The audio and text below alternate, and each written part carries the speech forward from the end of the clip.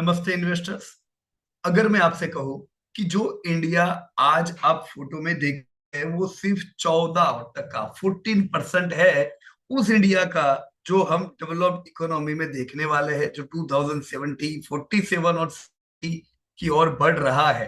तो क्या आप यकीन करेंगे, एज ए इन्वेस्टर दोस्तों, हम क्वार्टरली रिजल्ट और डेली निफ्टी मूवमेंट में फंसे रहते हैं। कभी कभी धीमे धीमे जमीन हमारे पैरों से के नीचे से शिफ्ट हो रही होती है और हम नोटिस नहीं करते। बहुत से बदलाव कुछ दशकों में आ जाते हैं। आज हम बात करेंगे इंडिया के विकसित भारत और नेट जीरो रोड मैप की, जो नीति आयोग ने दोस्तों रखी हुई है। तो दोस्तों, आने वाले समय में इसी के हिसाब से अलग अलग प्लानिंग गवर्नमेंट के रह सकते हैं। मेरे सामने दोस्तों 15 स्लाइड है जो इंडिया की रिकंस्ट्रक्शन स्टोरी बताती है। अगर आप भारत ऊर्जा और भारत गति शक्ति बास्केट को ट्रैक रहे हैं तो अगले 5-10 मिनट आपके लिए गेम चेंजर दोस्तों हो सकते हैं। Let us move slide by slide. Slide one है द डबल हेलिक्स चैलेंज।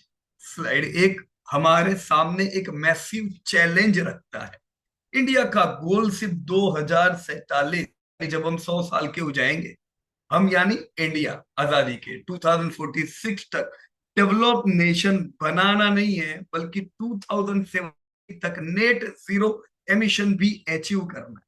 क्योंकि दूसरे सब कंट्रीज जब बढ़े तब उन्होंने इन चीजों का ध्यान नहीं रखा था। डेवलप तो हुए, पर उसके साथ दोस्तों एनवायरमेंट की बहुत बड़ी चैलेंजेस का उनको सामना करना पड़ा।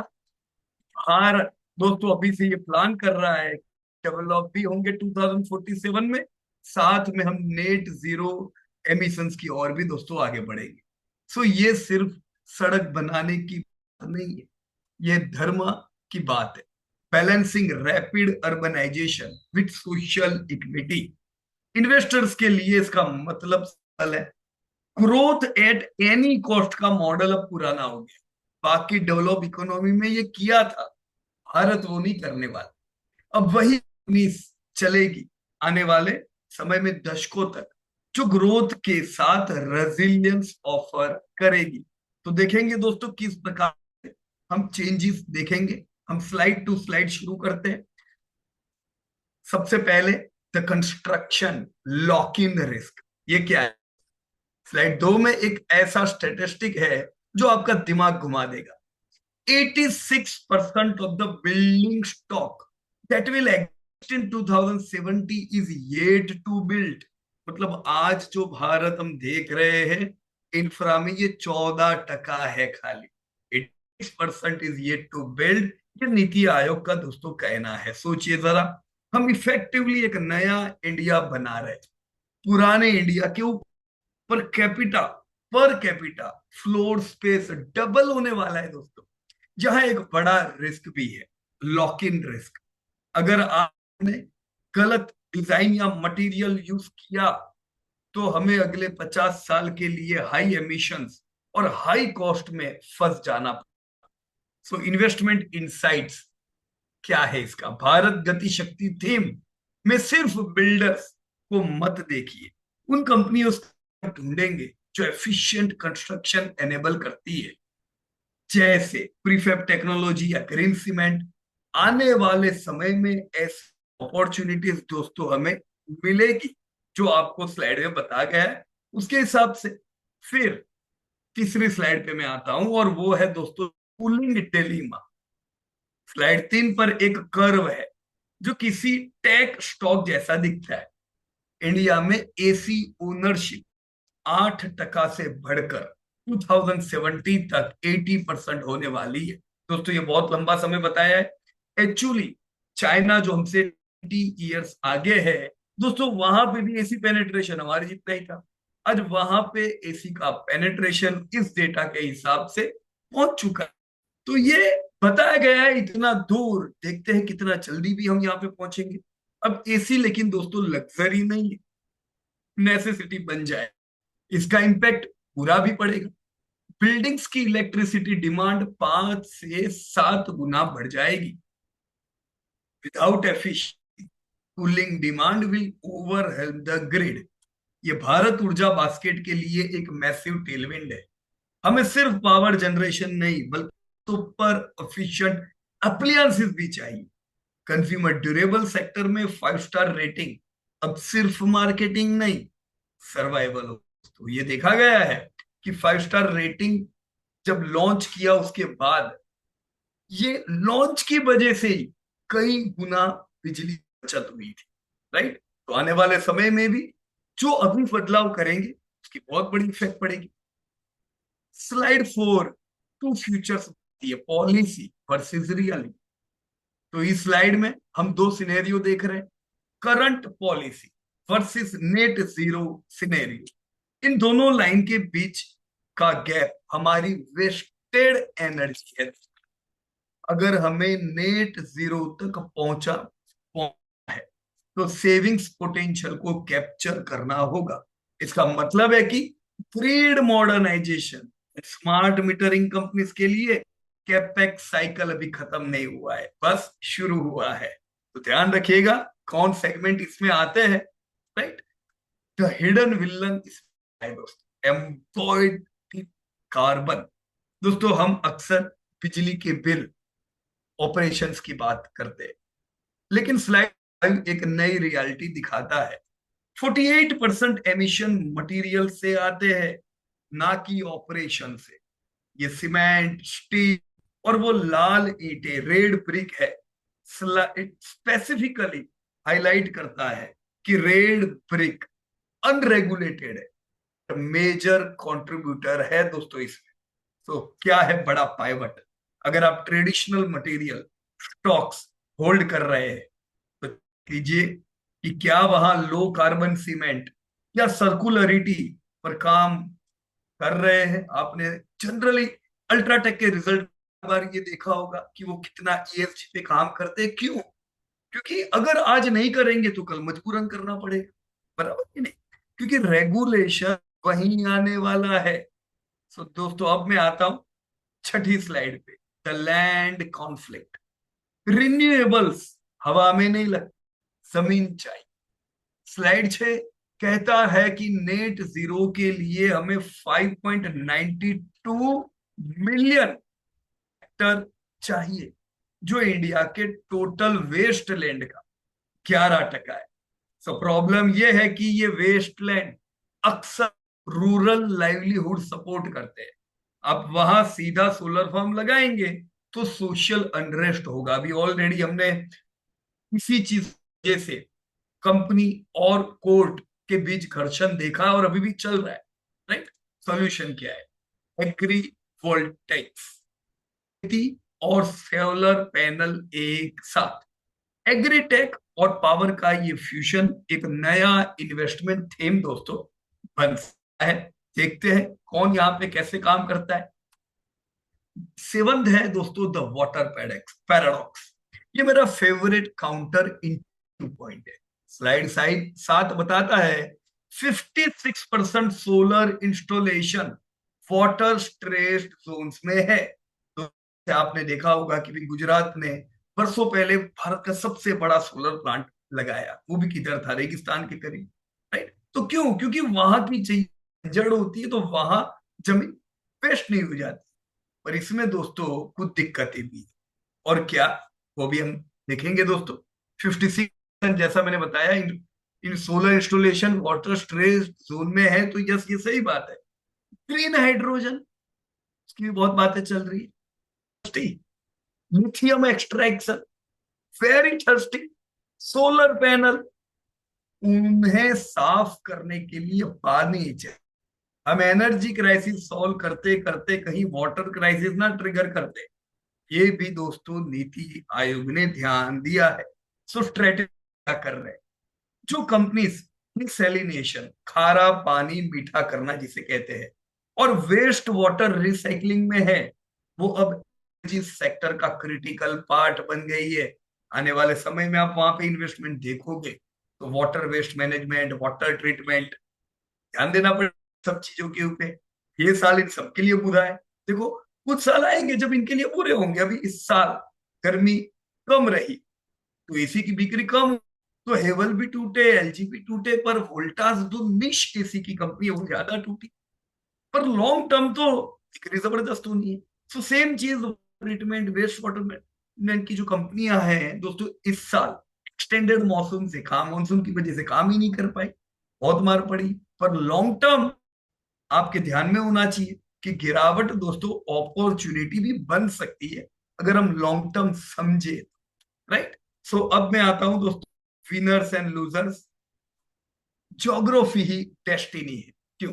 स्लाइड 8 पर ज्योग्राफी ऑफ ट्रांजिशन मैप देखिए। कुछ डिस्ट्रिक्ट्स फॉसिल फ्यूल हब्स है, वहां जॉब्स जाएगी, और कुछ रिन्यूएबल एनर्जी हब्स है, वहां जॉब्स होगी। जैसे ईस्ट इंडिया, झारखंड, बिहार वगैरह, ये फॉसिल फ्यूल हब है। पर अभी जॉब किधर आने वाली है? जिधर रिन्यूएबल एनर्जी हब हो रहे हैं, राजस्थान, गुजरात, राइट, कर्नाटका, तमिलनाडु, वहां जॉब्स क्रिएट होगी। अपने पोर्टफोलियो को इस मैप पर ओवरले कीजिए। सबकी कंपनीज रस्ट बेल्ट में है या फ्यूचर के सन बेल्ट में है। Livelihood, the green jobs engine. Slide 9 project करता है कि 2050 तक 7 मिलियन, जी हाँ दोस्तों, 70 लाख ग्रीन जॉब क्रिएट होगी। लेकिन एक फ्रिक्शन पॉइंट है, एक कोल माइनर सीधा उठ के सोलर मैन्युफैक्चरिंग में काम नहीं कर सकता, राइट। सेट का कॉपी पेस्ट पॉसिबल नहीं है बॉस। यहाँ एड टेक और वोकेशनल ट्रेनिंग कंपनीज का रोल आता है, जो इंडस्ट्रियल स्किल पर फोकस कर रही है। ये एक साइलेंट अंडर वैल्यूड प्ले है दोस्तों, ध्यान देना होगा उधर भी, right. So the health tax, this is the tax. Climate change सिर्फ मौसम नहीं बदल रहा है, प्रॉफिट एंड लॉस बदल रहा है।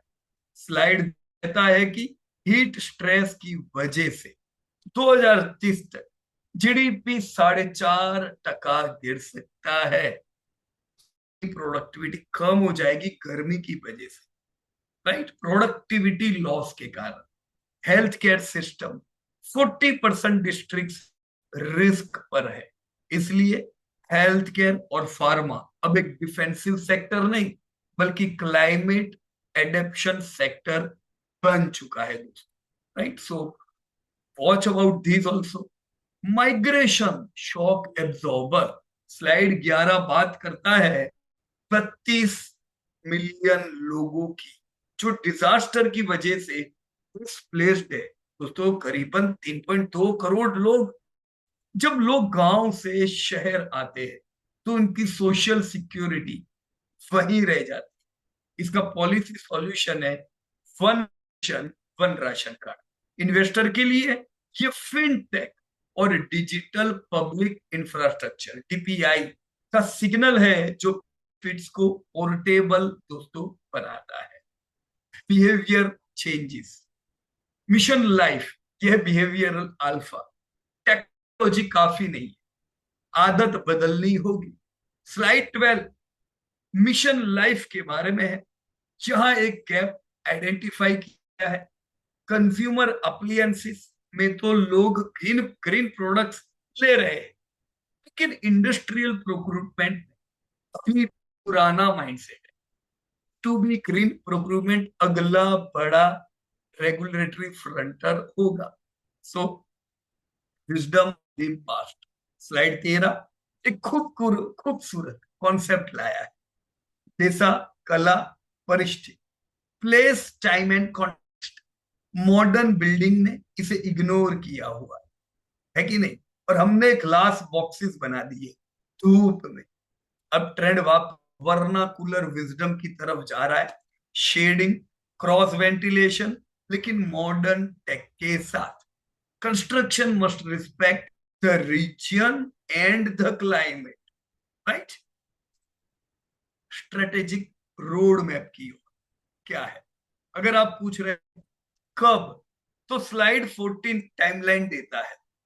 2030 तक बड़े रेसिडेंशियल प्रोजेक्ट्स के लिए कोड मैंडेटरी होंगे। 2035 पुरानी बिल्डिंग्स को रेट्रोफिट करना पड़ेगा। 2035 के बाद circular economy, real estate investors ध्यान दें, रेट्रोफिटिंग का मैंडेट आने वाला है, जो एक बड़ा कैपेक्स वॉर भी है और दोस्तों अपॉर्चुनिटी। सो क्या कहा है डॉक्टर विके पॉल ने? फाइनली स्लाइड पर डॉक्टर विके पॉल का एक पावरफुल कोट है, प्रोग्रेस को सिर्फ रिन्यूएबल एनर्जी की गीगावाट में नहीं नापा जा सकता। असली प्रोग्रेस दोस्तों हर हिंदुस्तानी की वेलबिंग और डिग्निटी में है। राइट? सो दोस्तों इसका निचोड़ यानी कंक्लूजन क्या है? हम सिर्फ स्टॉक नहीं खरीद रहे, हम एक मासिव इंडस्ट्रियल ओवरहॉल में कर रहे हैं, जिसका बदलाव आपको आने वाले समय में दिखेगा। 2047 का विकसित भारत वैसा नहीं दिखेगा जैसा हमने सोचा था। वो ज्यादा एफिशिएंट होगा उन कंट्रीज से भी जो आज डेवलप है, ज्यादा सर्कुलर और ज्यादा लोकलाइज्ड होगा। आपकी आसानी के लिए मैंने इन इम्पैक्ट को सेक्टर में डिवाइड किया है, आप लिख सकते।